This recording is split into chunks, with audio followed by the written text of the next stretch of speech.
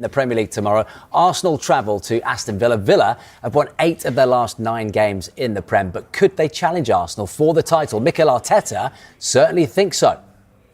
For what they've been doing, the way they've been playing and winning matches, certainly is a team that it's in great form, and we know that. We know obviously the manager and the incredible job that he's done there as well. So we know the task tomorrow, but we always take it as an opportunity. Do you see Aston Villa as being a title challenger?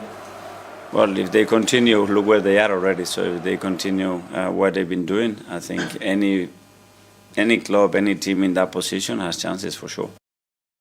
So Mikel Arteta, Darrow, like you, thinks that they can challenge for the title at Aston Villa. The narrative will certainly go that way, won't it? Also, with Unai Emery, former Arsenal boss. A lot of needle there, yeah. Oh, I mean, it's set up beautifully, isn't it? And Villa Park has been an absolute fortress for those Villa fans and those Villa players. It's a free hit for Villa. If they get 3 points, why are they not in that race, in the thick of the race? Listen, big club, great manager, world-class managers, won trophies. The pressure now.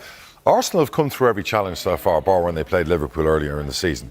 But every other challenge they've had come along, including Chelsea last week, where they weren't at their best, but they didn't lose the game. It will be interesting to see the dynamic. What happens if Villa give them that bloody nose, win the game, and where Arsenal go from there? Injuries are starting to happen. All the doubts start setting in. And then all of a sudden you've got a wide open Premier League again going into Christmas. So December's a beautiful thing in our industry.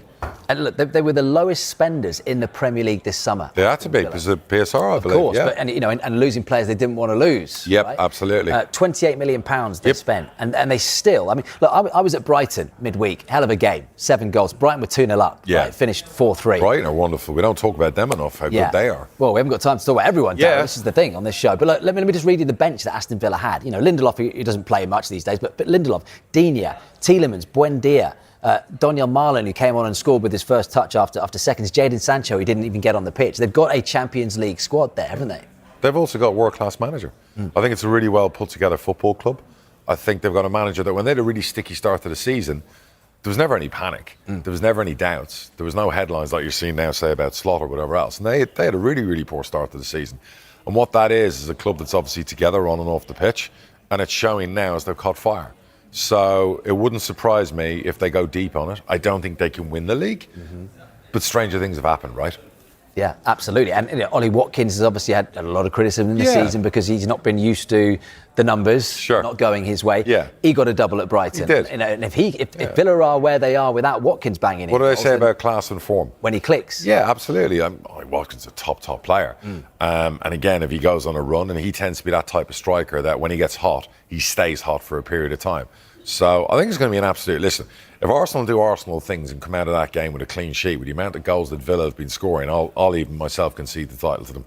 Because I think this is their biggest challenge so far. Yeah. And look, just to fast forward a little bit, and we're going to speak to an Arsenal fan in a minute, but Aston Villa, right? Arsenal at home this weekend. In the Premier League, West Ham away, okay, then they play Manchester United at home.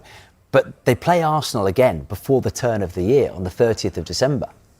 Now it's there.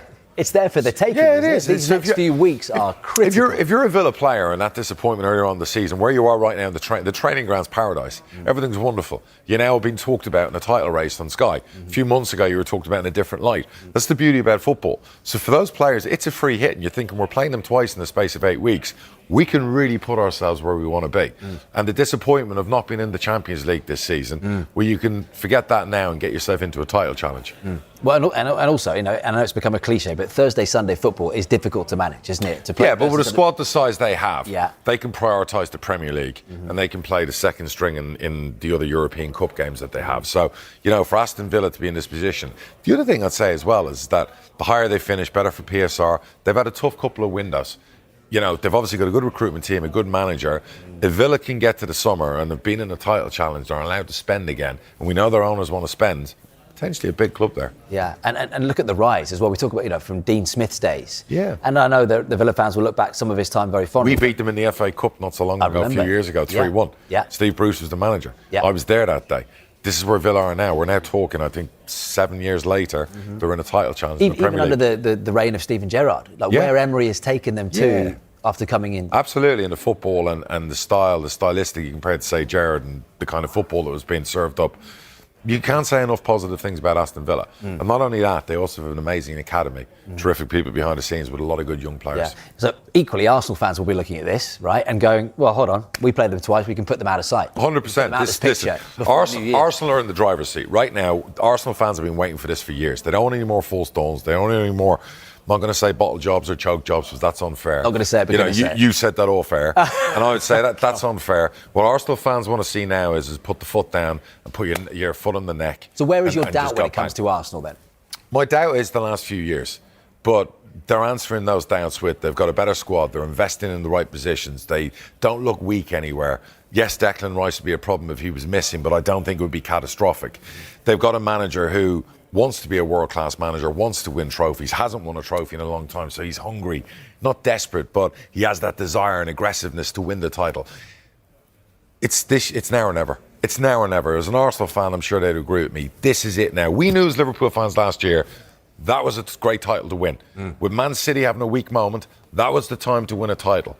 For Arsenal, if they don't get it done this year, problems lay ahead. Aston Villa versus Arsenal promises to be one of the most intense showdowns of the season, with Arteta's side heading into a stadium where big teams have struggled. Villa Park has become a fortress under Unai Emery, and the home crowd will be roaring for another statement performance.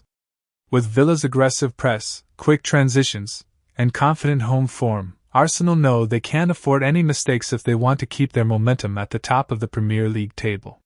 For Arteta, this clash is more than just another league fixture. It's a true test of character, composure, and tactical discipline. Arsenal have shown resilience in tough away games this season, but Villa's energy and attacking depth will push them to their limits. If the Gunners want to keep their title ambitions strong, they'll have to match Villa's intensity, stay clinical in front of goal, and prove they can handle the pressure under the bright lights of Villa Park.